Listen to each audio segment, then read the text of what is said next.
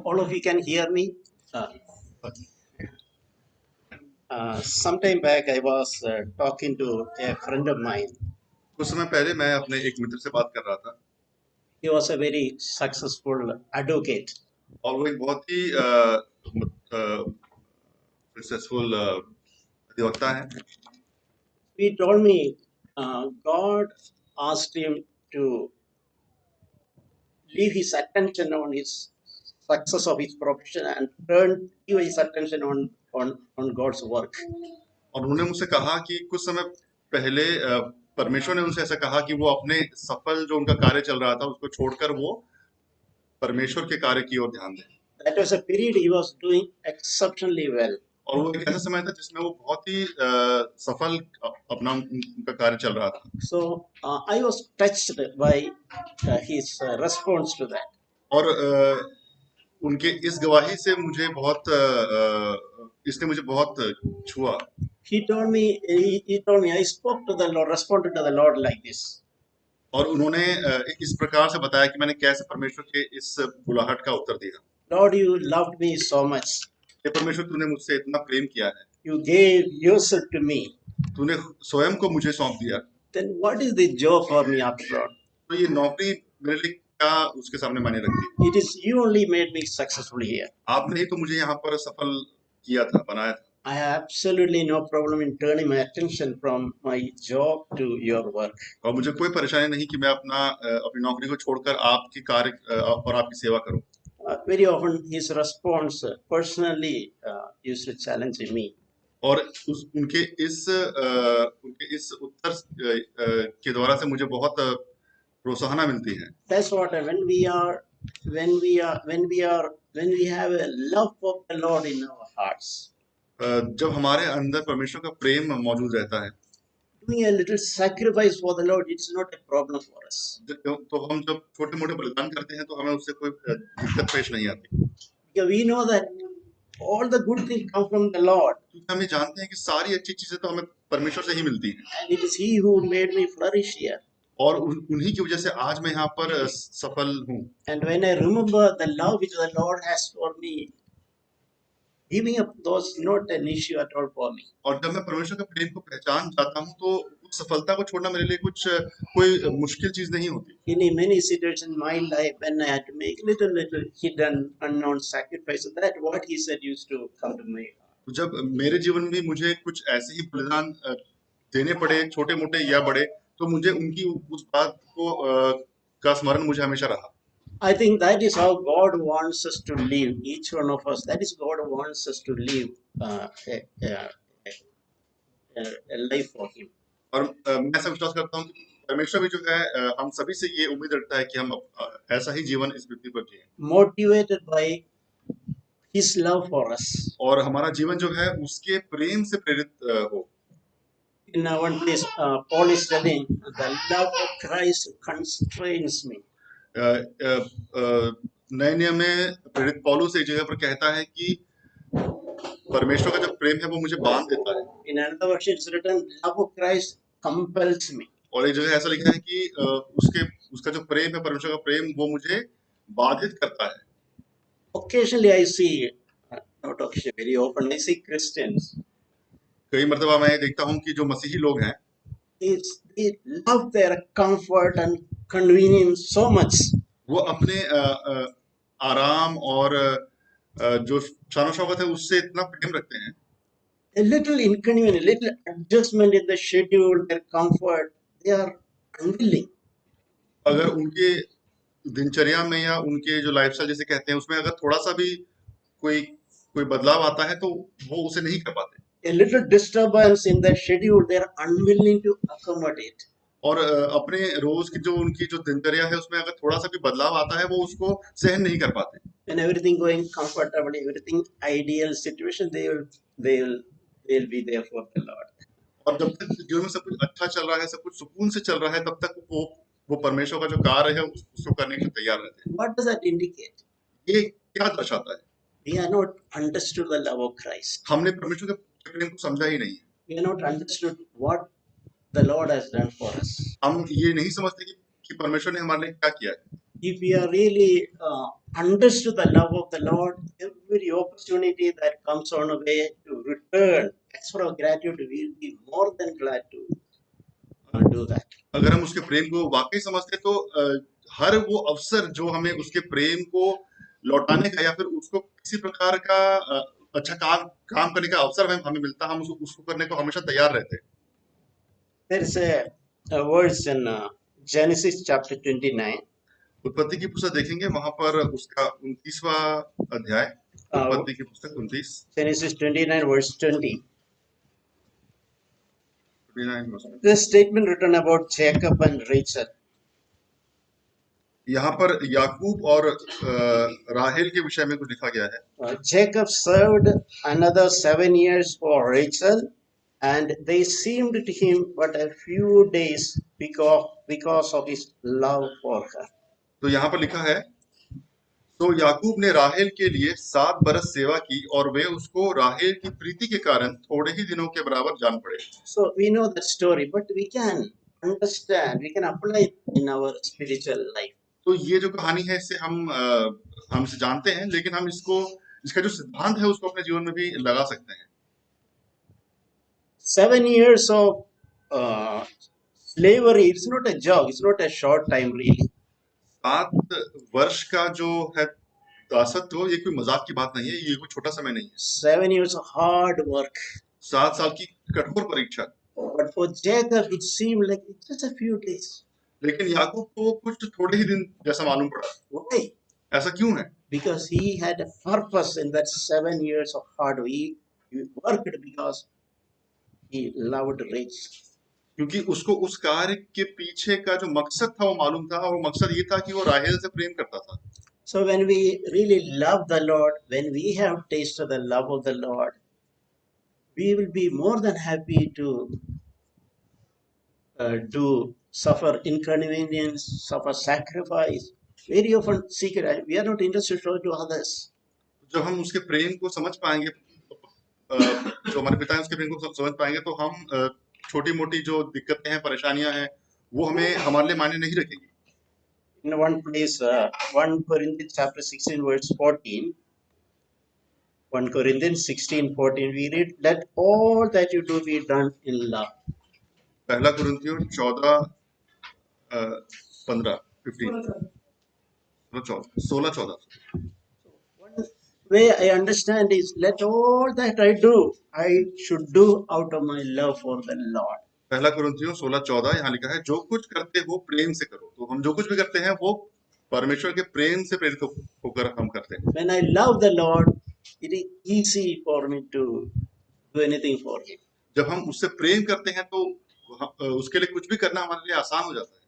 As we heard from memory verse, if I need to fall to the ground and die, I will happily do because I love the Lord. और जैसे हमने पिछले हफ्ते का memory verse हमने आज सुना कि अगर मुझे भूमि पर गिरकर मरना भी पड़े तो मुझे उसको करने में प्रसन्नता होगी। When apostles suffered persecution, it mentioned they were going away after receiving all the beating and humiliation. They were saying they rejoiced in that they were counted worthy to suffer shame for His name. और चेलों के विषय में लिखा है कि जब उनको भी प्रताड़ित किया जाता था और जब वो वहां से लौटते थे, वापस आते थे, तो वो लोग महिमा देते हुए जाते थे कि हमें ऐसा अवसर मिला। You're suffering shame, they took it as a privilege for this. This is a little thing I can do in return to express my love for the और Lord. परमेश्वर के नाम के लिए जो उन्होंने गाली सही या गालियां खाई, वो उनको ऐसा लगता था कि उसके प्रेम के बदले में उनको इतना ये करने का अवसर मिला। Yeah, I see here children and young people. I really wanted to challenge you. तो यहाँ पे जो युवा हैं या छोटे बच्चे हैं, मैं आपको प्रोत्साहित करना चाहता हूँ, And everyone else. और बाकी लोगों को भी। Let our prime interest in our life, let it be our priority to love the Lord more than anything else, more than anybody else. हमारे जो प्राथमिकता है, जो सबसे ऊपरी जो प्राथमिकता है, सबसे प्रथम जो प्राथमिकता है, वो ये होनी चाहिए कि हम परमेश्वर से प्रेम करें। More than our profession, more than our ambition, our desires, our plan, we love the Lord. हमारे काम से ज्यादा, हमारे अभिलाषाओं से ज्यादा, हम सबसे ज्यादा जो है परमेश्वर से प्रेम करें। For such people, Christian life will be an exciting life. ऐसे लोगों के लिए जो मसीही जीवन है वो एक बहुत ही उत्साहित जीवन It होगा। will not be a boredom. It will not be a burden. वो एक बोझ नहीं होगा, वो एक निराशापूर्ण जीवन नहीं होगा। Because we have received so much, we are aware about it. We are looking for an opportunity to express my gratitude. हमें इतना मिला है, हम एक ऐसा अवसर ढूंढ रहे हैं कि मैं अपने परमेश्वर के लिए कुछ कर सकूं। It's good if you focus our attention to check where am I, where do I stand. तो ये बहुत जरूरी है कि हम अपना आकलन करें और देखें कि मैं आज अपने मसीहियत में कहां पर खड़ा हूं, क्या खड़ी हूं। Jesus told, if you love me, you keep my commandments. तो उसने कहा कि अगर तुम मुझसे प्रेम करते हो तो मेरी आज्ञाओं का पालन भी करोगे। So when I read and I was reflecting, this is the way I felt the Lord was speaking to me personally. तो जब मैंने ऐसे वचनों को पढ़ा तो मुझे लगा कि परमेश्वर मुझसे स्वयं बात कर रहा है निजी रूप से। I am not demanding you must in a legalistic way obey my commandments. मैं ये नहीं चाह रहा कि आप जो है इस वचन को कठोरता से मतलब उसका अनुसरण करें। I want you to obey me only if you love me really. मैं चाहता हूँ कि आप इन वचनों का पालन सिर्फ तभी करें जब आप मुझसे वाकई प्रेम करते हैं। If you don't really love, if there is no place in your heart for me, I don't care your obedience. अगर आप मुझसे प्रेम नहीं करते हैं, आपके हृदय में मेरे लिए कोई स्थान नहीं है, तो आपको इन वचनों को मानना भी कोई जरूरी नहीं। It's good to know our obeying commandments should be motivated by our love for the Lord. तो जो वचनों का जो मानना भी है वो इसलिए कि होता है क्योंकि हम उससे प्रेम करते हैं, ये जानना जरूरी है। Just like Jacob, if you persist in our love for the Lord, everything will be easier. Christian life will be easier for us. और ठीक याकूब की तरह अगर हम परमेश्वर से प्रेम करते हैं तो उसके लिए कार्य करना भी आसान होगा इस मसीह जीवन में। We read an incident in Luke chapter 7. आइए देखते हैं लूका रचित सुसमाचार उसका 7वां अध्याय। Here we read Jesus went to a Pharisee's house. हम यह जानते हैं कि यीशु मसीह एक फरीसी के घर पर गया। Luke chapter 7 verses 36 onwards. लूका 7 उसका 36 से आगे। So while Jesus was there, it's written a woman came there. About her it is described a woman in the city who was a sinner. और यहाँ पर ऐसे लिखा है कि जब वे लोग उस घर में भोजन कर रहे थे तो एक पापिनी स्त्री जो है वो उसके घर पर आई। So he's doing some unusual things there. और वो वहां पर आकर कुछ अजीब सी हरकतें कर रही थी। She brought a very expensive bottle of perfume. यहाँ लिखा है कि वो एक संगमरमर की बहुत ही बेशकीमती संगमरमर के पात्र में बहुत ही बेशकीमती इत्र लेकर आई। And she broke that perfume bottle and anointed Jesus. और फिर उसने उस संगमरमर के पात्र को तोड़ा और उस इत्र से जो है यीशु मसीह का अभिषेक किया। And she was weeping, and she noticed her tears were falling on the feet of Jesus. और यहाँ लिखा है कि वो उसके पीछे खड़ी होकर रोती रही और उसके पांव पर जो है उसके आंसू गिर रहे थे, मतलब यीशु मसीह के पांव पर। And she was wiping those tears with her own hair. और वो फिर उन आंसुओं को जो यीशु मसीह के पैर पे गिर रहे थे अपने बालों से पोंछ रही थी। And not only that, she was kissing the feet of Jesus. और वो यीशु मसीह के पैरों को बार-बार चूम भी रही थी। So when these are little embarrassing, unusual things which normally people would not do. तो अगर हम सोच के देखें तो ये बड़ी मतलब अजीब सी और थोड़ी सी बहुत शर्मसार करने वाली भी हरकतें हैं जो लोग नॉर्मली नहीं करेंगे। But she had a reason to do that. She was not embarrassed. लेकिन उस स्त्री के पास कुछ वजह थी जिसकी वजह से वो ऐसी हरकतें कर रही थी और उसे वैसा करने में शर्म भी नहीं आ रही थी। Because she was compelled by the love of Christ. क्योंकि वो यीशु मसीह से बहुत प्रेम करती थी। She was compelled because she understood what Jesus did for her. और वो यीशु मसीह के प्रेम से इस प्रकार से बाधित थी क्योंकि वो जानती थी कि यीशु मसीह ने उसके लिए क्या किया। You know that Pharisees, others, good-looking, apparently people who think good, they misunderstood her.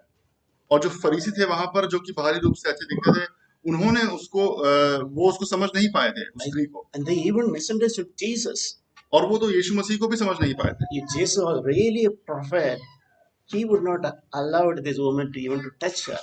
और उन्होंने ऐसा कहा कि अगर ये यीशु वाकई भविष्यवक्ता होता तो वो इस स्त्री को खुद को छूने तक नहीं देता। Because He thought Jesus did not understand that she is a sinner. She has not even a name there. क्योंकि उन्होंने उनको लगा कि यीशु जानता नहीं कि ये तो पापिन स्त्री है। So Jesus quietly explained something to that Pharisee. तो फिर जो है यीशु मसीह ने शांतिपूर्वक उस फरीसी को कुछ बातें समझाई। In the form of a story, he is telling a man lend some money to two people. और एक दृष्टांत के जरिए वो उस व्यक्ति को बताता है, उस फरीसी को बताता है कि किसी आदमी ने किसी को थोड़ा सा कर्ज दिया, One to 100 and another 50. किसी को 100 दिए और किसी को 50 दिए। And when both were unable to pay, that man graciously forgave both of them. और जब दोनों ही अपना जो है पैसा चुका नहीं पाए वापस, तो उसने दोनों को जो है क्षमा कर दिया। And then Jesus asked a question, whom do you think, Simon, who loved that person more? और फिर यीशु मसीह ने शिमोन से पूछा, उस फरीसी से पूछा कि उन दो जिनका कर्ज माफ किया गया था, कौन ज्यादा प्रेम उससे करेगा? And he said correctly, answered correctly, I suppose the one who was forgiven more. और फरीसी ने कहा कि जिसके ज्यादा पैसा माफ किया गया है, वो जाहिर रूप से ज्यादा प्रेम करेगा। So Jesus commented something on it, verse 47, Luke 7:47. और लूका 7:47 में यीशु मसीह उसे कहता है, You said that she's a sinner. You're right. You're accurate in your assessment. और यीशु मसीह कहता है कि तुम सही कहते हो कि वो एक पापिन स्त्री है। Yeah, she is the sinner of the city. और वो इस शहर की शायद सबसे बड़ी पापी है। But Jesus is saying she has been forgiven. लेकिन मैं तुमसे कहता हूँ कि उसके पाप जो है वो क्षमा हुए। Because she loved much. क्योंकि उसने बहुत प्रेम किया। And he's saying that he who is forgiven little loves little. और यीशु मसीह ने उससे कहा कि जिसको थोड़ा प्रेम मिला वो थोड़ा प्रेम करता है। And those who was forgiven little loves little. जिनको कम क्षमा किया गया है, जिनको कम क्षमा मिली है, वो कम प्रेम करते हैं। And those who are forgiven much will love much. और जिनको ज्यादा क्षमा मिली है, वो ज्यादा प्रेम करते हैं। So that's a good thing. If we are really forgiven much, we understand that we will be able to love Jesus much. अगर आप ये समझते हैं कि आपको ज्यादा क्षमा मिली है, तो फिर आप यीशु मसीह से ज्यादा प्रेम करेंगे।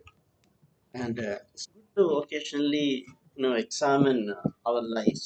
इसलिए ये अच्छी बात है कि हम समय-समय पर अपने जीवन का स्वयं आकलन करें। When you are alone, sometimes we can reflect, Lord, how much I really love you. We can ask ourselves.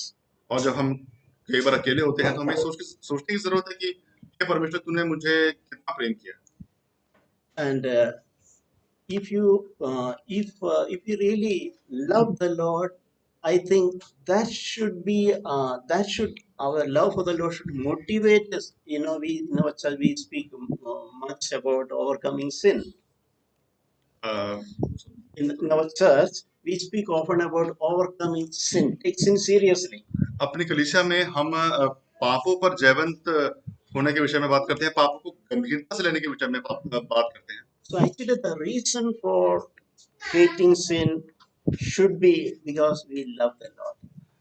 लेकिन पापों से घृणा की वजह ये है कि क्योंकि हम परमेश्वर के प्रेम से प्रेरित हैं। And reality will help. If we really love the Lord, we don't want to bring grief to Him by sinning, and that should be the reason reason to hate sin. और क्योंकि हम उससे इतना प्रेम करते हैं, तो हम नहीं चाहते कि अपने पापों के द्वारा से जो है हम उसको दुख पहुंचाए परमेश्वर को। May God help us our practical life. That is what should motivate our love for Christ. That should help us to hate sin. तो व्यवहारिक रूप से अपने जीवन में जो है हमें इस बात को समझने की जरूरत है कि हम पाप पे जयवंत इसलिए होना चाहते हैं क्योंकि हम परमेश्वर से प्रेम करते हैं। Because I don't want to bring grief to the Lord when He sees that I am sinning, and it will bring grief to Him. I don't want to do that. कि मैं नहीं चाहता कि मेरी वजह से जो है परमेश्वर को दुख हो, इसीलिए मैं पाप पर जयवंत होना चाहता हूँ। In the book of Exodus, there's a very good illustration there. निर्गमन की पुस्तक में एक बहुत अच्छी छवि हमको देखने को मिलती है। Very helpful. एक उदाहरण जो बहुत ही सहायता उससे हमें मिलती है। Exodus chapter 21 verses 1 onwards. निर्गमन 21 और उसका 1 से आगे। Here, this is a matter when there is a rule like this: a Jewish Jew, a Jewish slave, when he has completed 7 years of slavery, legally he is free to go on his way. तो ये एक नियम था कि जब कोई इब्री दास है तो जब उसने 6 वर्ष तक किसी की सेवा कर ली है तो 7वें साल में वो अपने दासत्व से मुक्त हो जाता है। His master cannot demand, no, you should continue because I need a worker in my home. तो उसका स्वामी जो है वो उसको जबरदस्ती नहीं उससे काम करा सकता 6ठे साल के आगे। So normally every slave, Jewish slave would be waiting, counting days to the last day of that 7 years of service. तो जब कोई इब्री दास हुआ करता था तो वो हर एक दिन को गिना करते थे कि वो 7वां साल कब आएगा जब मैं स्वतंत्र हो जाऊंगा, So that he could be a free person. ताकि मैं 7वें साल में जो है एक स्वतंत्र व्यक्ति हो जाऊं फिर से। But there is a provision there.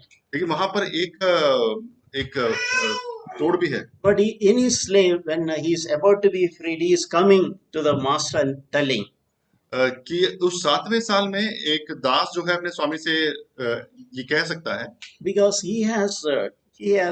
if he has tasted the love and care of his master, कि वो जो है अपने स्वामी से बहुत प्रेम करता है और वो जानता है कि उसका जो स्वामी है उससे अच्छा बर्ताव करता है। and he is coming and saying, I love my master and I don't want to go as a free person. और वो आकर अपने स्वामी से कहे कि मैं आपसे प्रेम करता हूँ और इसलिए मैं आपसे दूर नहीं जाना चाहता, आपकी सेवा करना चाहता। Even though he has legal right to be free, he is saying that love for the master. He understood, he tasted, this is a good man, he's not a cruel person, he is interested in my life. It's better to live under him than going seeking freedom. तो न्यायिक रूप से तो हाँ मुझे ये हक है कि मैं स्वतंत्र हो जाऊं, लेकिन मैं जानता हूं कि मेरा जो स्वामी हमसे मुझसे कितना प्रेम करता है, वो कितना अच्छा व्यक्ति है, इसलिए ये मेरे लिए बेहतर है कि मैं स्वतंत्र होने से अच्छा इसके दासत्व में रहूं। So we can ask her, do we like to go in our own way, seeking our own freedom? तो ये हमें भी खुद से ये सवाल पूछने की जरूरत है कि क्या हमें अपने अभिलाषाओं से ज्यादा प्रेम है, हम अपनी स्वतंत्रता चाहते हैं, or we have understood the love for the Lord and we saw this, dedicating my surrender my whole life to Him. That is my freedom. या फिर हम इस बात को समझते हैं कि वो मुझसे कितना प्रेम करता है परमेश्वर और मैं अपना सारा जीवन जो है उसको न्यौछावर कर सकता हूँ। In John chapter 21, यूहन्ना रचित सुसमाचार उसका 21वां अध्याय, we know this Peter, he told that I don't know Jesus. हम जानते हैं कि किस प्रकार से जो है पतरस ने यीशु मसीह का इनकार किया था। And after that, Jesus just gazed at him. और उसके बाद हम ये भी जानते हैं कि यीशु मसीह ने उसकी तरफ देखा था। And probably I understand he was looking at him with compassion, or rather, Jesus wanted to reassure him. Don't, Peter, you made a mistake. You denied me, but don't be discouraged. Don't be content. और मैं विश्वास करता हूँ कि यीशु मसीह ने उसके तरफ प्रेम भरे निगाहों से देखा होगा कि हाँ मैं समझ सकता हूँ इस परिस्थिति को और क्यों तुमने मुझे मेरा इनकार किया, मैं समझ सकता हूँ। But he was thoroughly convicted and he sat and bitterly cried. लेकिन पतरस को जो है इस बात की बहुत ज्यादा ग्लानि हुई और वो बहुत ही दुखित हुआ और रोया भी। Yeah, he probably painfully understood how less I loved Jesus. और शायद इस बात को उसे ज्ञान हुआ कि जितना वो समझता था शायद उतना प्रेम वो परमेश्वर से नहीं करता। When a time or testing came, I was unwilling to confess my faith in him. समझ में आया कि जब परीक्षा की घड़ी आई तो मैं यीशु मसीह का अंगीकार नहीं करने पाया औरों के सामने। So probably he thought I am not worthy to be called an apostle. और शायद उसे लगा कि मैं एक प्रेरित कहलाने के योग्य नहीं हूँ। I'd rather go for preaching my old profession. और इसीलिए मुझे लौट जाना चाहिए और फिर से मछुआरे का काम करना I'm चाहिए। good in fishing. Let me go and try it. क्योंकि कम से कम मैं मछलियां पकड़ने में तो माहिर हूँ। I've done a lot of mistakes in my life. I'm not worthy to be a disciple of Jesus. मैंने अपने जीवन में बहुत सारी भूल की है और इसलिए मैं यीशु मसीह का चेला होने लायक नहीं हूँ। I made a mess up of everything. Better. I'm not worthy. मैंने सब चीजों को बर्बाद कर दिया है, मतलब सारे कार्यों को, इसलिए मुझे ये करना ही नहीं चाहिए। We can understand how Jesus was even pursuing with him and gently dealing with him to restore him. लेकिन हम ये भी जानते हैं कि यीशु मसीह कैसे जो है उसके आत्मा के साथ कार्य कर रहा था और बहुत प्रेम के साथ वहां पर जो है काम कर रहा था। Yeah, Jesus did not think you actually, Simon, Peter, you actually did a more terrible sin than Judas. और उसने उसको समझ में आया कि कैसे पतरस ने जो है यूहन्ना इस्करियोती से भी ज्यादा बड़ा पाप किया था। No, Jesus did not tell him, Peter, you Peter did a understood. more terrible sin than Judas. सो यीशु मसीह ने उसे ये नहीं कहा कि हे पतरस, तूने तो यूहन्ना इस्करियोती से भी ज्यादा बड़ा पाप किया है। Go away. It's better that you go quickly. Jesus did not say that. He did not say that. तू यहाँ से चला जा और मेरे पास लौट कर मत आना, ऐसा यीशु ने कभी नहीं कहा। I think Jesus continued to love Peter. मैं ऐसे विश्वास करता हूँ कि यीशु मसीह ने पतरस से उसके बाद भी प्रेम किया, Even though he failed. जबकि वो एक प्रकार से विफल हो चुका था। Do we know that incident? He tried to fish the whole night. He was toiling the whole night. हम जानते हैं कि किस प्रकार से वो रात भर जो है मछली पकड़ने की कोशिश करता रहा And nothing happened. Nothing. He did not get even a single fish. और कुछ नहीं हुआ और उसे एक भी मछली नहीं मिल पाई। And in the morning, Jesus told him, cast your net on the right side. और सुबह होने के बाद यीशु मसीह ने उसे कहा कि तू दाहिनी ओर जो है अपना जाल फेंक। And he got such a catch he has never seen in his life. और दाहिनी ओर जाल फेंकने के बाद उसे इतनी सारी मछलियां मिली जैसे उसने पूरे जीवन में नहीं पकड़ी थी। Yeah, that is again a very strong lesson for each one. Doing things away from Jesus. What is the result? And doing things at the word of Jesus. तो इससे हमें सीख मिलती है कि वो कार्य जो हम यीशु मसीह से हटकर करते हैं और वो कार्य जो हम यीशु मसीह के साथ मिलकर करते हैं। When you rely on our own ability, cleverness, our own smartness, and try doing things without Jesus. जब हम अपनी सोच समझ और अपनी बुद्धिमानी पर ज्यादा यकीन करते हैं, उस पर भरोसा रखते हैं बनिस्बत इसके कि हम यीशु मसीह की सामर्थ पर विश्वास But करें। when we listen to the Lord and make steps, that will be successful. That's something we should learn. लेकिन जब हम यीशु मसीह की सुनते हैं और उस पर भरोसा रखते हैं तो हम वहां पर सफल होते हैं। I can do all things through Christ Jesus who strengthens. वचन कहता है कि हम यीशु मसीह जो हमें सामर्थ देता है उसके द्वारा से सब कुछ कर सकते हैं। So when he came to the shore, Jesus offered. He was so tired. Jesus offered a freshly cooked breakfast. और जब वो लोग फिर मछलियां पकड़ के तट पर आए तो यीशु मसीह ने सबके लिए एक बहुत ही मतलब ताजा भोजन तैयार करके रखा था, नाश्ता तैयार किया था। And there is some conversation happening. We know that Jesus asked repeatedly almost same question 3 times. और हम जानते हैं कि किस प्रकार से जब वो लोग वहां पर आए खाना खाने तो यीशु मसीह ने पतरस से 3 बार एक ही सवाल पूछा। In essence, that question is, Peter, do you really love me more than these? और सवाल कुछ ऐसा था कि हे पतरस, क्या तू मुझे इन सब से ज्यादा प्रेम करता है? We can understand more than these. It could be the success Jesus gave him. Success. He found Jesus blessed Peter, gave that catch of fish. तो ये हो सकता है कि शायद ये इसलिए था क्योंकि बाकियों से ज्यादा मछलियां शमून ने उस दिन पकड़ी। So Jesus asked him, do you love me more than these? तो हो सकता है कि इसलिए यीशु मसीह ने उससे पूछा कि क्या तू मुझसे प्रेम करता है इन सबसे ज्यादा? So it can happen to us sometime. I have seen in my own sometime that period when God blesses and my attention go there, the blessing, the things are going well. So my love shifted to those blessing, good thing I have received from the Lord. तो ये चीज मैंने अपने भी जीवन में महसूस की है, देखी है कि जब मेरे जीवन में बहुत सारी आशीषें मुझे मिलती हैं और जैसे मुझे लगता है कि मुझे मिल रही हैं, तो मेरा जो ध्यान है उन आशीषों के ऊपर आ जाता है कि हाँ ये इस बात का सबूत है कि परमेश्वर मुझसे प्रेम करता है। The Lord is trying to restore him. Do you love me more than these?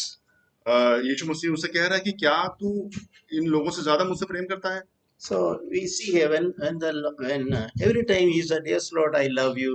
Yes, Lord, I love you." We know that everything Jesus tried to reply, convince Jesus. और वो हर मर्तबा यीशु मसीह को जवाब देता है कि हाँ मसीह तू जानता है, हे प्रभु तू जानता है कि मैं तुझसे प्रेम करता हूँ, और वो यीशु मसीह को इस बात का भरोसा दिलाना चाह रहा है। But when Jesus asked a third time, he was really convicted.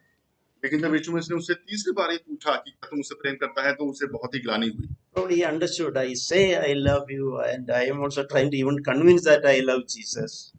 उसे समझ में आया कि मैं ये अपनी जुबान से कह तो रहा हूँ कि मैं तुझसे प्रेम करता हूँ, और मैं ये कोशिश कर रहा हूँ कि तू समझ जाए और मान जाए कि मैं तुझसे प्रेम करता हूँ। So probably Peter understood how less actually I say I love Jesus, but how less I love him.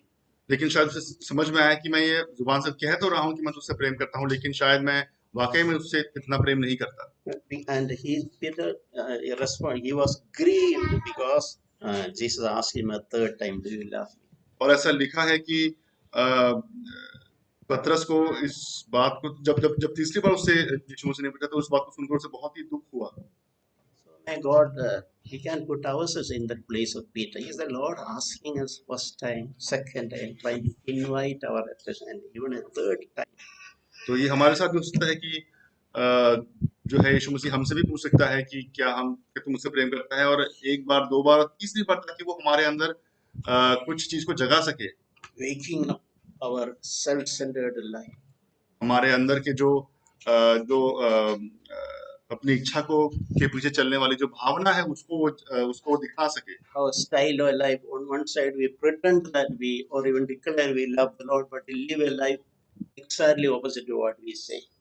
वो हमें दिखा सके कि हम कहते तो हैं अपनी जुबान से कि हम तुझसे प्रेम करते हैं, लेकिन अपने जीवन शैली में हम ऐसा कुछ भी नहीं कर रहे। So may God help us to come back to Him. तो परमेश्वर हमारी सहायता करे कि हम वापस उसकी ओर आ सके, Recognizing our own true condition. अपनी अपनी जो स्थिति है, मन की स्थिति है, उसको हम पहचान सके। If you know the truth will set us free. और अगर हम सत्य को पहचान पाएंगे, तो सत्य जो है वो हमें स्वतंत्र करेगा। Pretension will not help. और किसी बहकावे में रहना या फिर किसी के सामने कुछ दूसरा दिखाना हमारी सहायता नहीं करेगा। Knowing the truth, even if it is painful, there is hope. अगर हम सत्य को जानेंगे, चाहे वो कितना भी दुख करने वाला हो क्यों ना हो, वो हमारी सहायता करेगा। Somebody asked Jesus, what is the greatest commandment? यीशु मसीह से किसने पूछा कि सबसे बड़ी आज्ञा क्या है? Jesus answered, you shall love the Lord your God with all your heart, with all your soul, and with all your mind. तू अपने पूरे देह, प्राण और आत्मा से जो है परमेश्वर से प्रेम कर। He said, this is a great and foremost commandment. और ये सबसे बड़ी और सबसे महत्वपूर्ण आज्ञा है। So clearly Jesus made that statement. What is, we speak about so many commandments, obedience. What is actually the most foremost commandment? तो यहाँ पर यीशु मसीह बता रहा है कि इतनी सारी जो आज्ञा है, उनमें सबसे महत्वपूर्ण जो है, ध्यान देने वाली जो है, वो कौन सी आज्ञा है? But it is nothing but loving the Lord unconditionally more than anything else, more than anybody else. That is the foremost of all commandments. और वो ये है कि हम हर चीज और हर वस्तु से ज्यादा, हर भावना से ज्यादा जो है यीशु मसीह से प्रेम रखें। So dear brothers and sisters, let us not miss that what is the most important thing which the Lord is putting before us. भाई और बहनों, आइए हम जो है उस सबसे महत्वपूर्ण चीज को ना चूक जाएं जो यीशु मसीह हमारे सामने रख रहा है। May the Lord really stir our hearts and wake us up so that and we receive the desire to love the Lord. परमेश्वर हमारे हृदयों को जागृत करे कि हम सचमुच का प्रेम परमेश्वर से करने पाए। As the foremost thing in our life. हमारे जीवन की सबसे पहली प्राथमिकता। If you really love the Lord, everything else will fall in place. अगर हम वाकई उससे प्रेम करते हैं या करेंगे, तो बाकी सारी चीजें जो हैं अपने आप अपनी अपनी जगह पर fit बैठेंगी। Sometime back when I was reading from 1 Peter chapter 1. कुछ समय में पहले जब मैं पहला पत्रस उसका पहला अध्याय पढ़ रहा था, there is an expression written in verse 8, 1 Peter 1 verse 8. पहला पत्रस पहला अध्याय उसका 8 वहां लिखा है, Though you have not seen him, you love him. उससे तुम बिन देखे प्रेम रखते हो। Yeah, so Peter is making this expression. Though you have not seen him, you love him. तो यहाँ साफ साफ लिखा है कि पत्रस कह रहा है कि तुमने उसे देखा नहीं, लेकिन फिर भी तुम उससे प्रेम रखते हो। So we are not physically seen Jesus. तो हम में से किसी ने भी यहाँ पर शारीरिक रूप में यीशु मसीह को नहीं देखा है। just like those believers there. ठीक उसी प्रकार से जैसे इन विश्वासियों को जिनको जो है पतरस ये पत्री लिख रहा है, But all of us have that ability to love Him, even though we are not seen Him physically. लेकिन फिर भी हमारे अंदर वो हम सक्षम है कि उसको प्रेम कर सके कि हमने उसे देखा नहीं है। So let there be a great passion in our life to genuinely and truthfully love Jesus more than anything else. तो हमारे अंदर ये एक अभिलाषा हो, सबसे सबसे बड़ी अभिलाषा हो कि हम उसको प्रेम करने पाए, उसको जानने पाए। Our life will be much more easier and enjoyable if you really focus our attention on loving Jesus more than anything else. और हमारा जीवन जो है वो बहुत ही आनंदपूर्ण और सुखदायक होगा अगर हम अपना जो ध्यान है वो यीशु मसीह को प्रेम करने में लगाएंगे।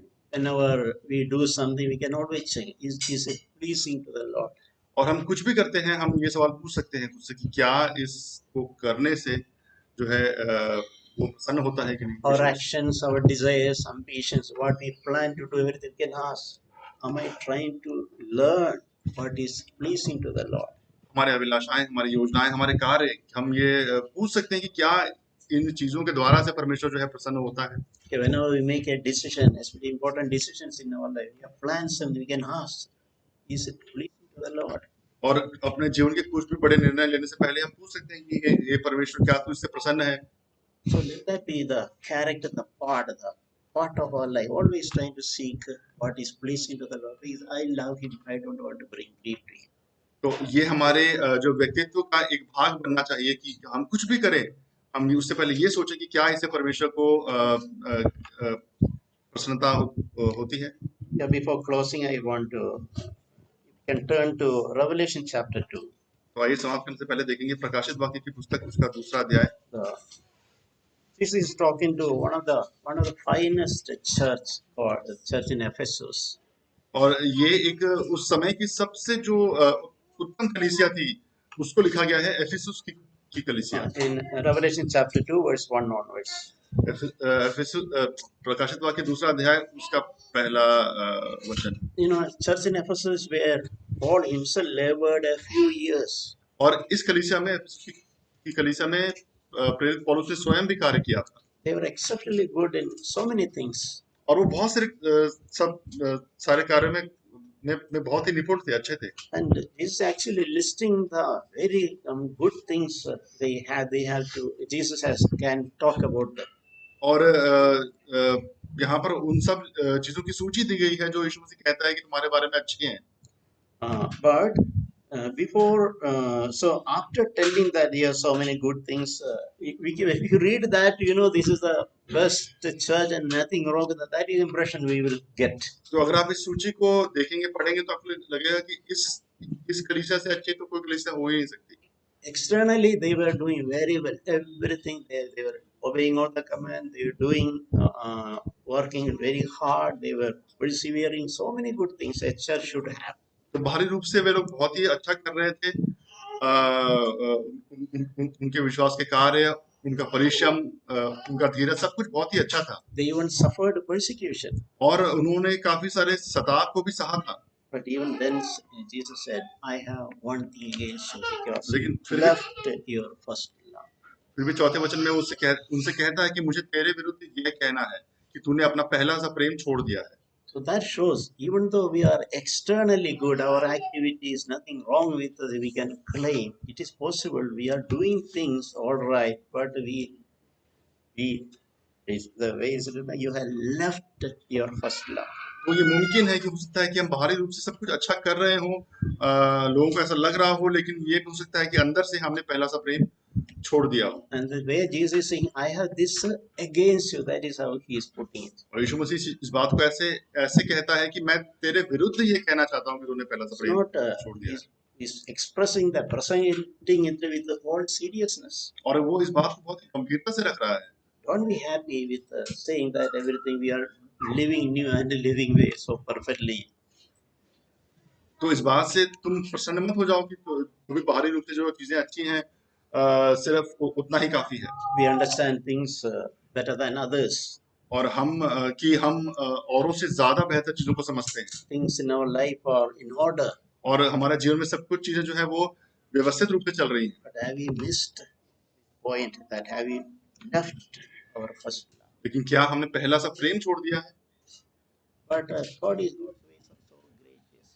लेकिन उसके सारी चीजों में जो है बहुत ही अनुग्रह के साथ काम करता है परमेश्वर। Even if we are left of first love, still there is a solution. लेकिन तो अगर हमने अपना पहला सा प्रेम छोड़ भी दिया है फिर भी उसके लिए एक रास्ता है हमारे लिए। Just like even though Peter did one of the terrible sin, Jesus did everything possible to restore him. ठीक उसी प्रकार जिस प्रकार से प्रेरित पौलुस ने जो है इतना बड़ा पाप किया फिर भी जो है यीशु मसीह ने उसको वापस बुलाने का रास्ता निकाला। Even when the Ephesian Christians left their first love, Jesus said not, okay, you get lost. That is, you go to hell. That's not what Jesus said. तो यहाँ पर भी इफिसियों की जो कलीसिया थी, इफिसस की जो कलीसिया थी, उसने पहला सा प्रेम छोड़ दिया था, लेकिन यीशु मसीह ने उनको फिर भी नहीं त्यागा। Jesus said, remember from where you have fallen. तो उनसे वो कहता है कि सो चेत कि तू कहाँ से गिरा है। So first thing is leaving first love is written as a backslide. You have fallen.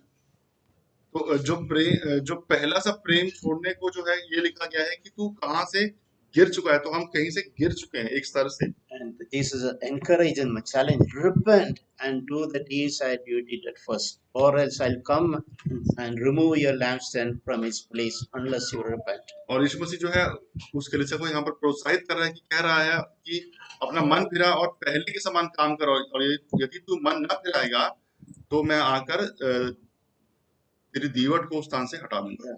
Yeah, brothers and sisters, may God really challenge us and help us accept the challenge to repent. तो यहाँ पर जो है परमेश्वर हमारी सहायता करे कि हम इस बात से जो है मन फिरा सकें और प्रेम में वापस आ सकें And come back to the first love. और अपने उस पहले से प्रेम में वापस आ सकें। Yeah, sometimes I am challenged from the life of the prodigal son.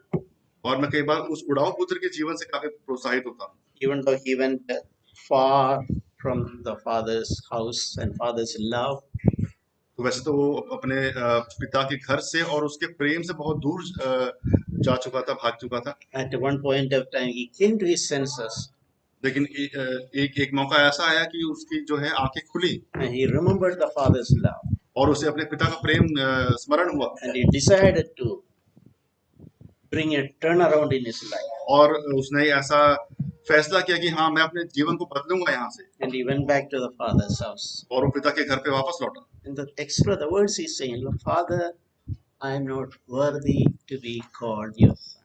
और वो अपने पिता से कहता है कि हे पिता, मैं इस लायक तो नहीं कि मैं तेरा पुत्र कहलाऊं। So when we come to the Lord, accepting our failure, when we come to the Lord, we understand just like that father received him, embraced him, and arranged a celebration.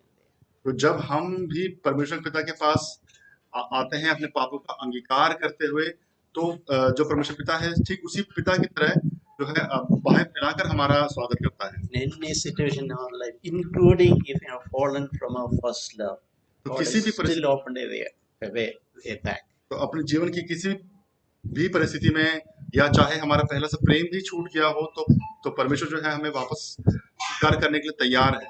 When you really, genuinely, sincerely acknowledge where we have fallen. और ये तब होता है कि जब हम इस बात का अंगीकार करें कि हाँ हम पहले की जगह से जो है नीचे गिर चुके हैं। God is so good to us.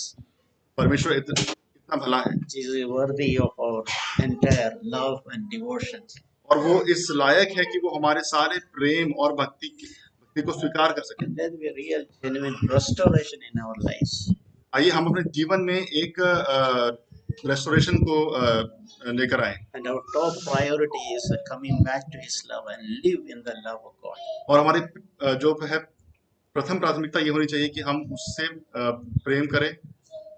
Everything in our Christian, everything, activities or everything else will fall in line. और बाकी सारी चीजें जो है हमारे जीवन की वो अपने आप जो है ठीक हो जाएंगी। Let us not miss this priority in our life. इस प्राथमिकता को अपने जीवन में हम छोड़ने ना पाए।